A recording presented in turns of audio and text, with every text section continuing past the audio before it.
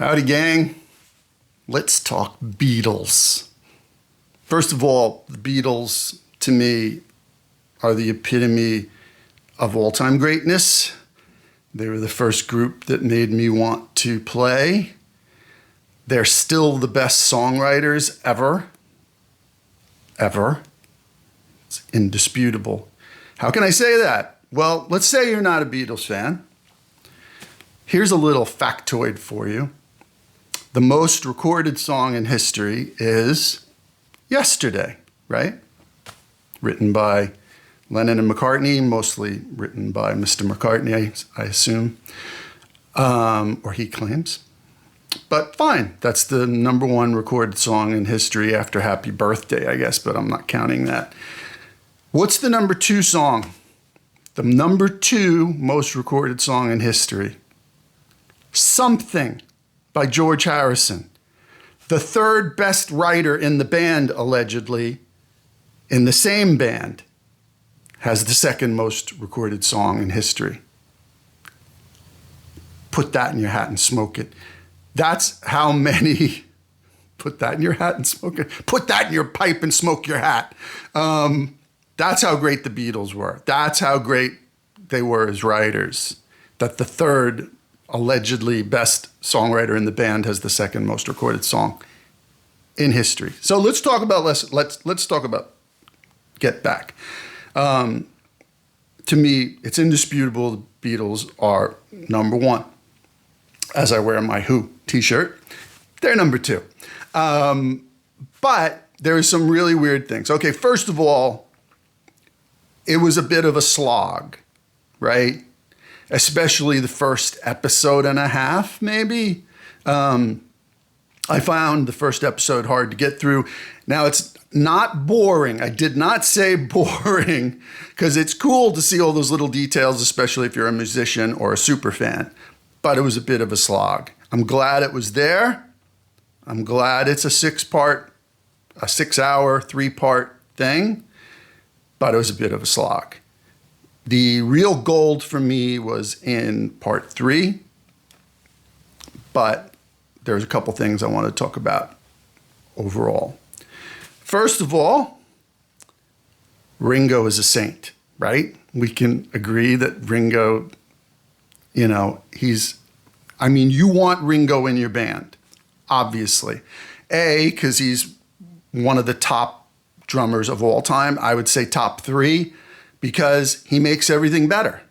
He makes everything he plays on better and groovier. His time is excellent. His feel, his swing.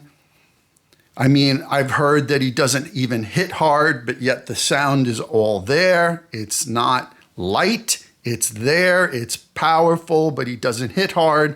And that's why it records well. You'll find that the greatest drummers, whenever I've had problems in a session, it's because the drummer's playing too hard. And particularly hitting the cymbals hard, because you can't do anything with that. There's no reason to go,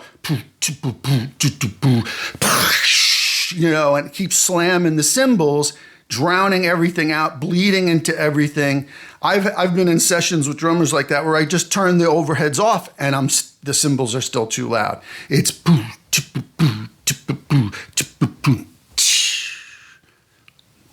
Ringo. So that's number one. Ringo's one of the greatest drummers of all time. Number 2, he's a saint. Kept it going. When George walked out, they're all like hemming and hawing, and they're like, well, where are you going, Ringo? He's like, I'm going to talk to George.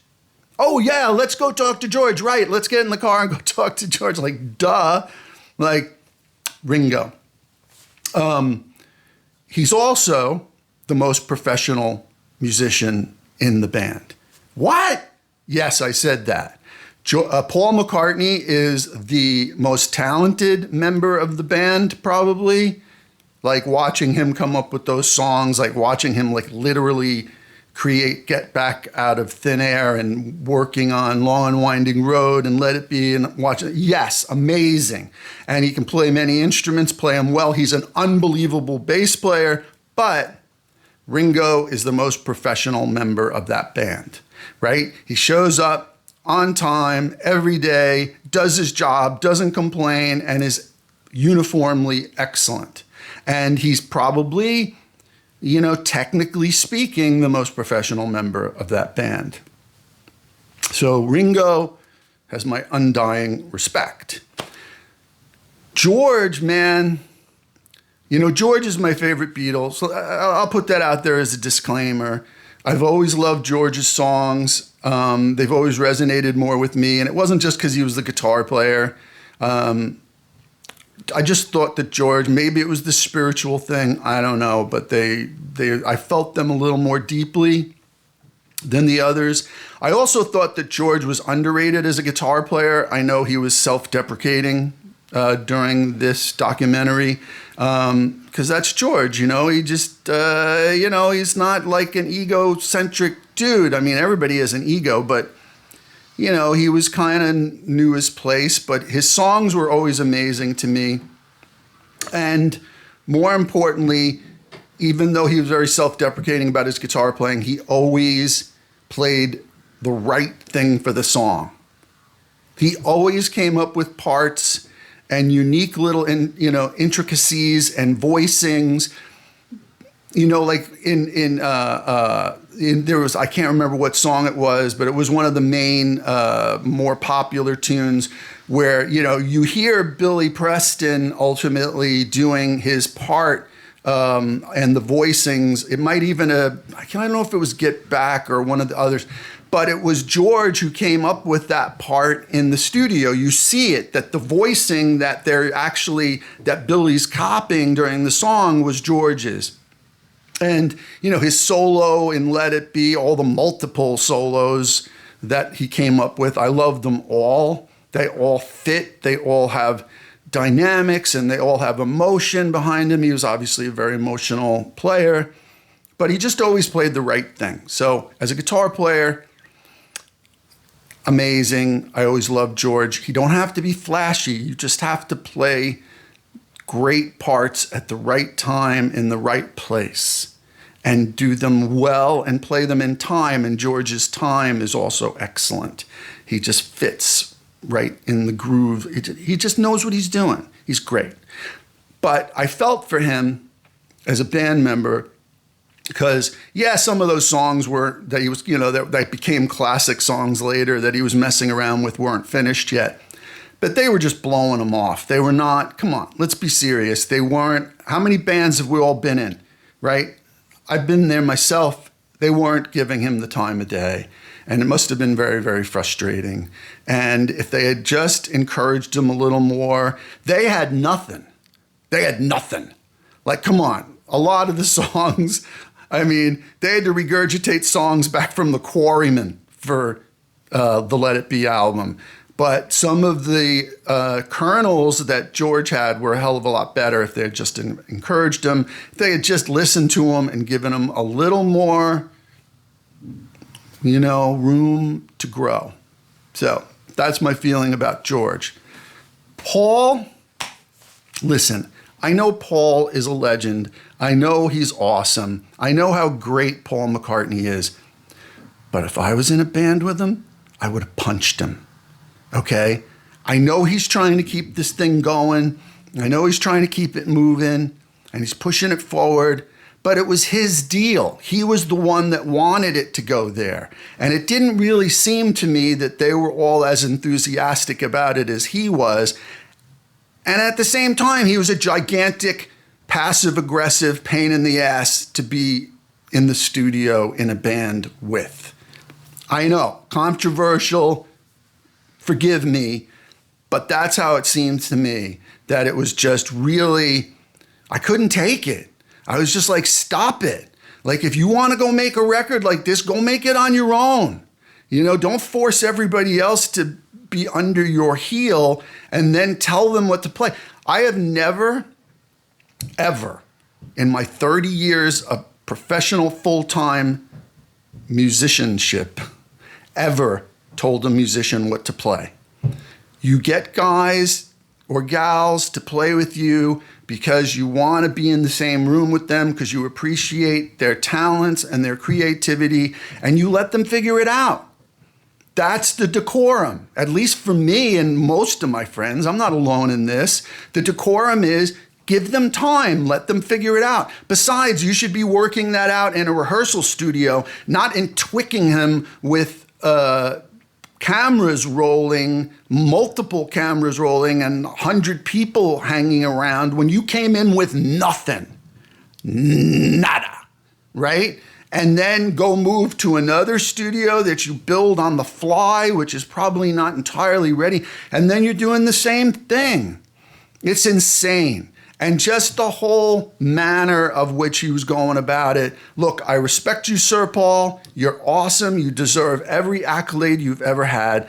But he is a passive-aggressive pain in the ass, right? I'm sorry. I'm glad he was in the Beatles. He made the Beatles what they are.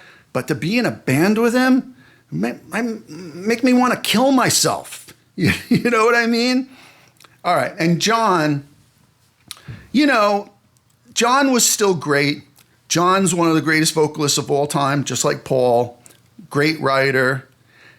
But he kind of seemed like he was checked out to me. And don't pick on Yoko. Yoko had absolutely nothing to do with this, and I think that's what this film proves, finally.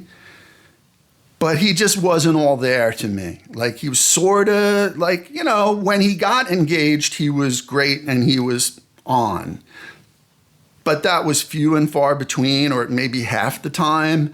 And, when he was great, he was great. Like, the few songs he contributed were pretty good. Pretty good. Across the Universe is one of the best of all time for the Beatles. That's one of my favorite tunes. But, the rest of them, like, I don't know, Don't Let Me Down is great, but it's not great. It's not, one of his best. And so he just wasn't there the whole time. And I think it could have benefited more if he was a little bit more engaged and a little bit more focused. And I don't want to comment on drugs or whatever the hell else I see people saying on the web. I don't know. I don't know that that's true. I mean, I know they were getting high, but I don't know that he was doing other stuff. And he didn't seem like he was whacked all the time or incapable of doing his job. He just wasn't engaged. So the other thing I want to say is, look, I know that the technical people had a rough time through this. I know that George Martin didn't want this to take place how it did, where it did. But he was also not really, I know he's been more involved in the past when he was working on stuff with them. And he was kind of flitting in and out and not really getting involved too much, or at least that's how it appeared. The engineers were trying to push them in there. And I understand why Glyn Johns was saying some of the things he was saying. Like, they make total sense under normal circumstances, but these weren't normal circumstances. So it was just adding to the issues to me. And Michael Lindsay-Hogg, get that guy out of here. Get him out of here. He's just exacerbating an already bad situation. Look, I know you're the director and you've got a lot of weight on your shoulders and it's a lot of responsibility and there's money and there's tape rolling and whatever. But reinforcing the parts that aren't working constantly are making it worse. Okay? Listen to me, son of Orson Welles. Did you know that Michael Lindsay-Hogg is Orson Welles' son? You're making it worse. Just like you don't have to keep going over to him and going, oh, but we got this. And dude, any moron can tell that it ain't working, so let him work it out. Which brings me back to my other point. It's like when you have professionals, despite what, frame of mind they're in at the time, I don't know.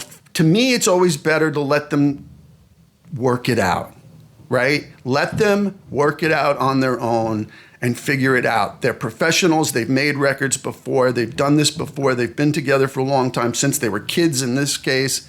Let them work it out. If it doesn't work out, it doesn't work out, but you're just making it worse by harping on certain aspects that more pertain to your gig rather than them. They're the subjects, they're the reason you're there.